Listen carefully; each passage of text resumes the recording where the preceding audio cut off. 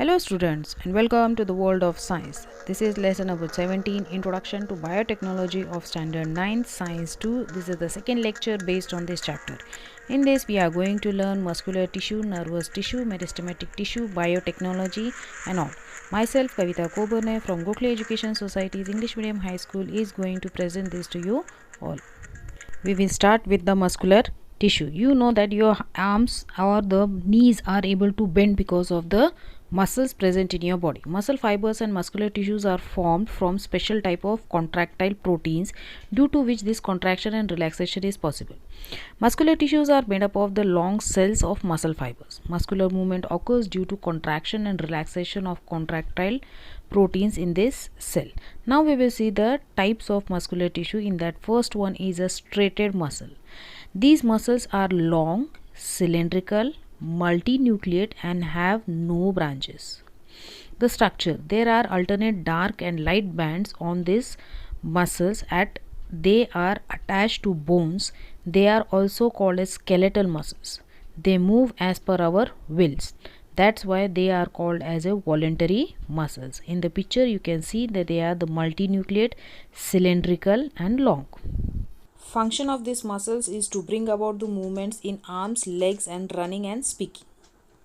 Next type of muscular tissue is non-striated muscles. Muscle cells are short, spindle shaped, uninucleate and have no branches. Its structure is, it is having dark and light bands are absent. They are not attached to the bones. Their movements are not under the control of our will. Hence they are called as involuntary muscles. They are present in alimentary canal, blood vessels, etc. And the function of these muscles are, that is the movement of your eyelids, passage of food through the alimentary canal, contraction and relaxation of blood vessels. Third type of muscular tissue is the cardiac muscles. It is present in your heart. Muscle cells are cylindrical, uninucleate and branched one. As in the figure you can see. Then the structure, they are contain the dark and light bands. The heart is made up of these muscles. Their movements are not under the control of our will. That's why they contract and relax rhythmically. The function of these muscles is to bring about the contraction and the relaxation of your heart. Many a times if something is cooked, you can identify what is cooked. If someone is singing, we can identify who is singing. How all this thing is possible? What helps us to do all these things? Yes, they are the nervous tissues. Nervous tissues help us to respond to the stimuli like touch, sound, odor, color, etc. Cells of nervous tissues are specially made to become excited and conduct that excitation from one part of your body to the other one. The cell body, which contains the cytoplasm and the nucleus, is the main part of each nerve cell. Numerous small branched fibers are there. They are called as a dendrites arising from the cell body. In the figure you can see it. One of the fiber, however it is extremely long, it is called as an axon. The length of the nerve cell may even be 1 meter. Many nerve cells are bound together with the help of connective tissues to form a nerve. These nervous tissues are present in brain, spinal cord and the network of nerves spread all through the body. In most animals, action in responses to the stimulus occur due to the integrated functioning of nervous tissue and muscular tissue together. We all have observed the plants and animals around us. There is a difference between plants and animals' growth. Animals, they can grow for a certain age, and plants, they can grow for more age or keep on growing. It is indefinite period they are just growing. That is because of some of the cells present in plants that we have to study it now. Meristematic tissues are responsible for the growth in the plants. As meristematic tissue is present in specific parts of a plant, growth occurs on those parts only. Cells of meristematic tissue contain thick cytoplasm and a conspicuous nucleus, means extraordinary nucleus, and a thin cell wall and compactly packed together. Vacuoles are present, usually absent in these cells. These cells are highly active to bring about plant growth is the main function of this meristematic tissues. According to the location, meristematic tissues is of three types as shown in the table. First one is the apical meristem at the tip of the root and stem they are present, and its function is to increase the length of stem and root. Next one is the intercalary meristem at the base of the petiole and of leaves and branches.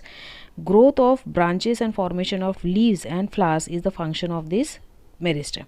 And next one is the lateral meristem. They are present at the lateral sides of roots and stem. Its function is to increase the girth, that is the diameter of the root and stem. New cells formed by division of meristematic tissue lose their ability to divide after the growth is complete. Then they start to perform a specific function at specific place. So by differentiation process, the meristematic cells, they produce the permanent cells.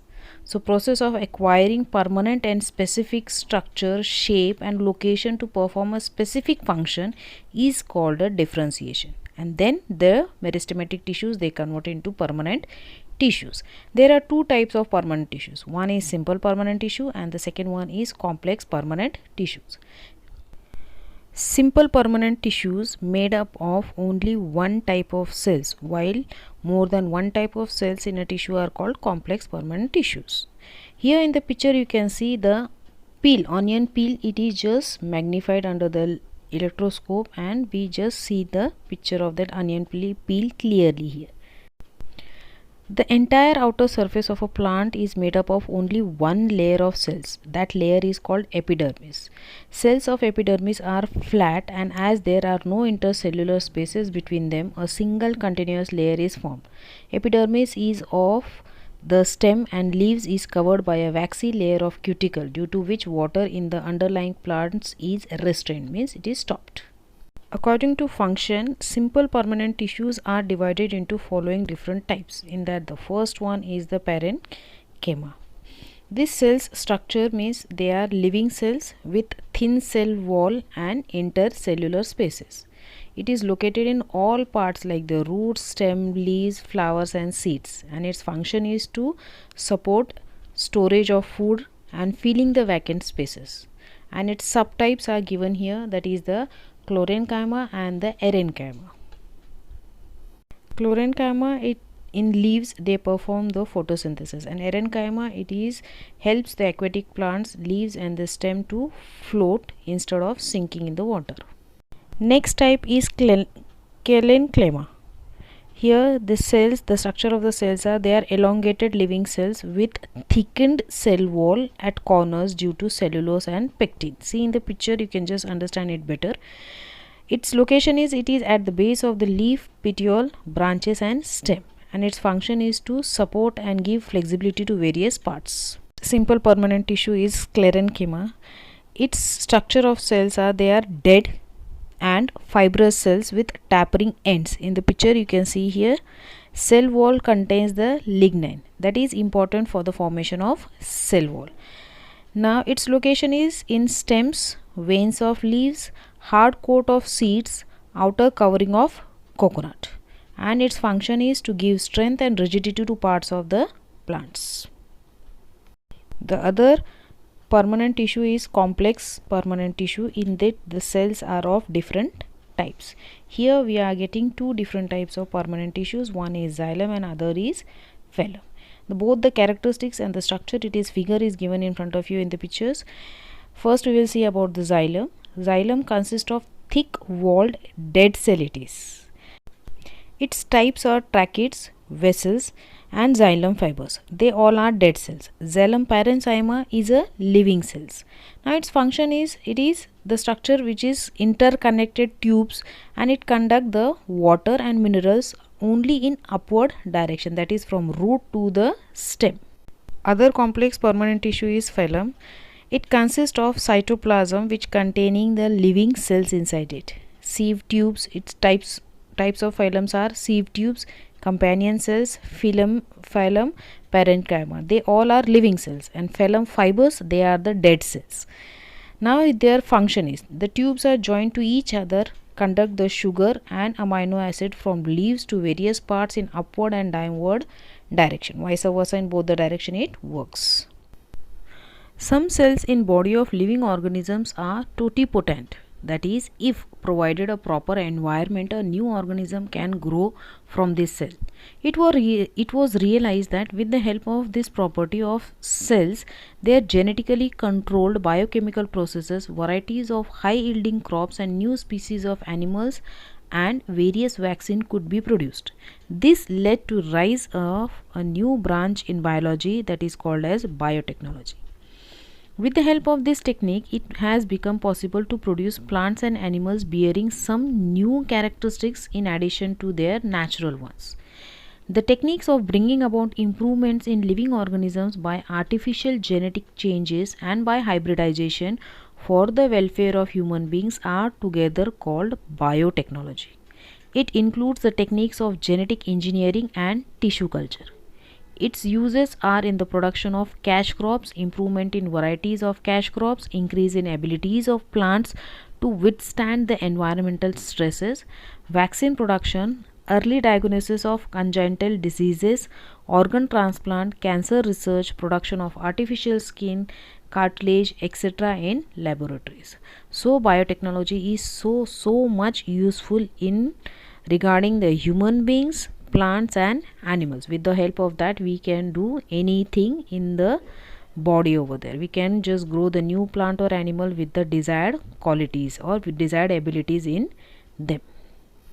You must have seen flowers of same variety but of 2 to 3 different colors born on same plant. How is this possible? Let us learn about a modern technique related to farming and gardening, and that is the tissue culture. Externally vivo growth of cells or tissues in an aseptic and nutrient rich medium is called tissue culture. Means we are having some substance in that we are just growing these tissues over there, and that is externally, not in plants. In the medium we are growing it. Nowadays a complete organism can be developed from a single cell or from tissue with the help of tissue culture technique. In that, a liquid, solid or gel like medium prepared from agar, which supplies nutrients and energy necessary for tissue culture, is used in this technique.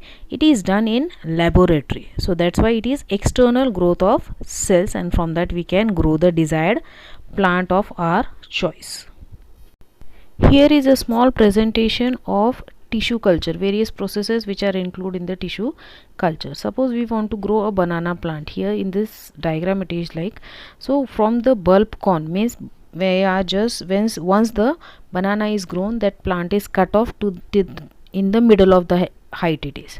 From that, the bulb corn, a source of plant which is collected there from tissues, they are collected over there. They are given some primary treatment. From that primary treatment they undergo the multiplication. See in the second one, after the primary treatment they are just growing and they are reproducing themselves. After that they start growing the shoots and the roots, means the stem and the root it is going. Then afterwards it is just taken out. It is done externally, it is not in the soil.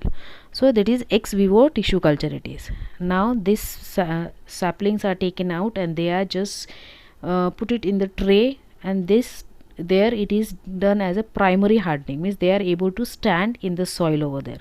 And after once they are just enrooted in the soil, means the roots catch hold of the soil and they can stand properly, then they are just transferred to the secondary hardening. In means they are separated out and in the separate pots they are potted over there, and these saplings are available for our gardening. So when you want to grow it, you can bring these saplings and you can just sow it in your soil, then the plants will grow over there. That is called as a tissue culture. In this, the varieties, they are given some special treatment over there. They are just grown over there. Nutrient rich mediums are used, in that they are grown, and these plants can be giving us good crop. Okay, quality can be improved by this method. Changes in agricultural management due to biotechnology. Genetically modified crops, they are in short called as a GM crops, are being produced by introducing changes in DNA of natural crops.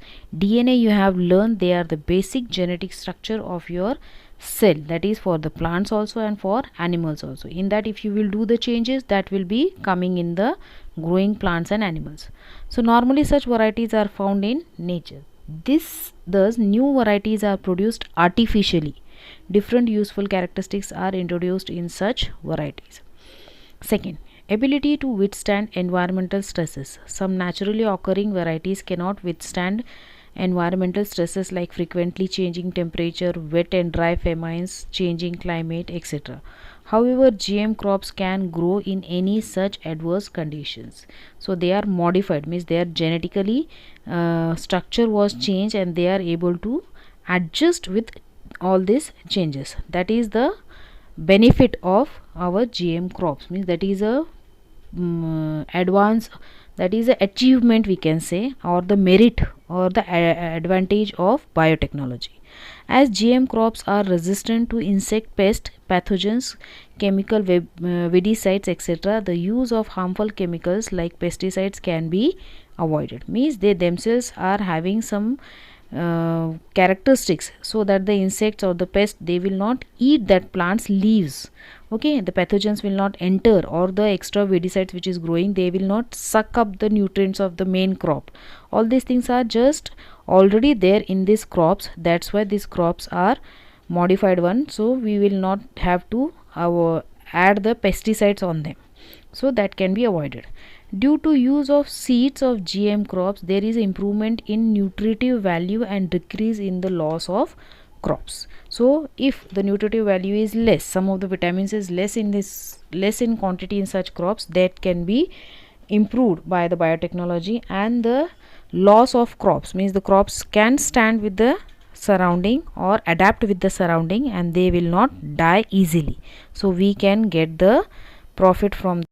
Nowadays the farmers are just cultivating these GM crops because they are pest resistant, okay, and they are giving high yield on the less area, and lot of area can be brought under the cultivation and lot of production can be achieved by using the GM crops. This biotechnology is not only useful in the grains production, it is also used in the floricultural, nurseries and forestries. Nurseries are necessary for various purposes like growing gardens on large scale, afforestation, reforestation, etc. Seedlings have to be supplied in large numbers for all this purpose. You must have saw the nurseries in your areas also. They are providing the different plants to us, and they can be used for decorating our area. It is so on the highways also, you must have saw the highways are decorated with the different plants, and some of the flower gardens are there, in there also it is necessary. So for this purpose this nurseries has to be developed. It is profitable in such cases to produce plantlets with the help of tissue culture techniques. As we saw, they are very useful for producing the plants, this tissue culture. Tissue culture can be used to grow those plants on a large scale which bear flowers, fruits of excellent quality. Second application of biotechnology is fully grown plants can be produced in shorter duration. Because of biotechnology it is possible. Plants can be grown on large scale even if means of pollination or germinating seeds are not available. For example, orchids or the pitcher plants do not germinate, but these plants can easily be produced by means of tissue culture. In a bioreactor, cells can be grown in a more nutritive medium and protected from pathogens. Bioreactors are useful for producing plantlets on a large scale. See here in the picture, you can just see that they are the bioreactors, in that the specific environment, some chemicals are provided, and with the help of that only the plants or the seedlings or the saplings, they are growing. Okay, they can grow fast as compared to the natural method. Large numbers of seedlings plantlets can be produced in short time using minimum resources and materials. Sixth one, usually plants produced by tissue culture and genetic modification techniques are disease free. Plantlets produced by tissue cultures of the meristem are virus free, means they are not attacked by this virus and the germs or the fungus easily. Embryo formed by the conventional hybridization technique between two or more varieties may not grow fully for some reasons. However, embryo produced by tissue culture technique always complete their growth. Rare and endangered plants can be grown by tissue culture technique and can thus be protected from extinction. Similarly, various parts and seeds of such plants can be preserved by tissue culture, and these varieties can be protected. There are the uses of tissue culture and biotechnology in case of plants. Next year we will study the use of technique in the medical field and also for the conservation of animals. Next benefit of biotechnology in agriculture is the agritourism. If sufficient land is available to a person, then the emerging field of agritourism would be a good business. Plantlets of flowering, medicinal, ornamental vegetable plants and fruits trees can be produced on a large scale by the tissue culture technique, and by growing some of the plants fully, a self-sufficient agrotourism center can be developed. In that the peoples are coming to enjoy and to see the different types of plants, and the person can get by selling the plants or the flowers. By both the way he can earn the money. Mango, chiku, guava, coconut, custard apple and some other regional fruit trees, they can be grown. Shade giving local or exotic attractive plants that can be grown. Ornamental and flowering plants, they can be grown in this agricultural tourism to attract the people. Butterfly gardens are there nowadays. You must be seeing that the honeybee gardens are there. There the honeybees are reared, means the person can get the money from the tourist, and by growing the plants, and from the butterfly they can get the honey also. Then the medicinal plant garden also, organic vegetables and vegetables. People visit these places with such attraction in large numbers. Selling plantlets, seedlings, fruits, vegetables at such places can be quite profitable. So agritourism is also additional business for the farmer, those who are having a additional land. Animal husbandry is agro complementary occupation. Animal husbandry is practiced for milk production and for using the cattle for farming operations. In animal husbandry, the number of cattle, their variety, total milk production, cleanliness in shed, arrangement for health care of cattle, etc. are taken into consideration. Here the animal husbandry is giving us the animal wealth. Cow, buffaloes are raised for milk production.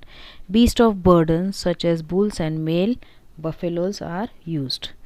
Then we have some of the local Indian varieties of cows also, that is the Sahiwal, Sindhi, Gir, Lal Kandhari, Devni, Khilnari, Dangi, etc. These are the local varieties also reared up in this animal husbandry. Some of the exotic varieties of cows, that is the Jersey, Brown Swiss, Holstein, etc. are also reared up, and from that maximum income is earned. Now if the animals are reared in this business, then we have to take care of these animals also. So for a clean and high yield of milk, care of cattle is very necessary. A balanced diet consisting of all nutrients, fiber rich coarse food, fodder and sufficient water should be fed to the cattle. The cattle should be clean and dry with proper ventilation and a roof. Cattle should be regularly and periodically vaccinated. So all these things come in animal husbandry. Next one is the poultry farming. Poultry farming is rearing of chicken with all the care and techniques to obtain egg and meat. Objectives of hybridization of Indian asil and exotic leghorn varieties of chicken. They are reared to produce good quality of chicken in large numbers. Second, to develop the ability to withstand the high temperature, and third one is to use byproducts of agriculture as poultry feeds. Chicken reared for both eggs and meat. Rhode Island Red, New Hampshire, Plymouth Rock, Black Rock, they are the varieties of chicken. They are reared up for the profit. Layers are egg laying varieties. Leghorn, Minorca, Ancona, Lehman, they are the varieties of hens that are used to lay eggs. Broilers are meat giving varieties. Brahma, Long, Cochin, Asil, they are the varieties of broilers which are reared for chicken. Next agro complementary business is sericulture. It is also a complementary occupation for the farmers for the production of silk through silkworms. Bombyx mori is the most commonly used variety for obtaining silk through sericulture practice. In the life history of silk moth, Bombyx mori, there are 4 stages, which that is the egg, larva, pupa and adult. Eggs laid by female moth are incubated artificially to shorten the incubation period. Then larvae are nourished by feeding on mulberry leaves. After feeding for 3 to 4 days, larvae move to the branches of mulberry plants and the silk thread is formed from the secretion of their salivary glands. The larval stage, the larva weaves the silk thread around his body and forms the cocoon. The spherical cocoon is taken care of. Before the pupa turns into an adult, all the cocoons are dipped into boiling water to kill the silkworm within, so that the cocoon should not burst. The boiling water also makes the silk fiber loose. These fibers are then unwound, processed and reeled. Various kinds of fabrics are woven from this processed silk thread. Hope you all must have understood all the topics of this chapter and you must have liked the video very much. Thank you for watching the video. Stay home, stay safe. If you like the video, please like, share and subscribe. We will be meeting soon in the next video with the next chapter of lesson number 18. Till then, take care and goodbye.